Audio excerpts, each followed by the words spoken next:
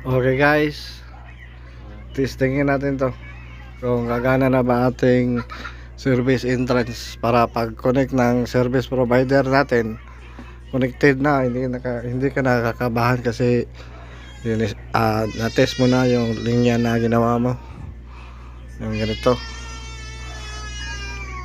Lagyan mo lang ng ganito yung sa dulo, tapos kabitan mo ng ganito extension, tapos try mong i-plug sa outlet ng ganito, tapos pagana ka sa kanyang outlet na ginawa mo, lagay ka dyan ng electric fan ba, kung gagana na ba.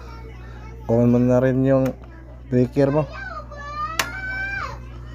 check mo yung wiring mo, yung switch mo para sa ilaw.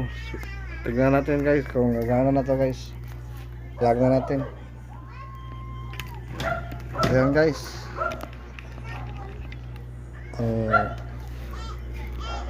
electric fan gumana na.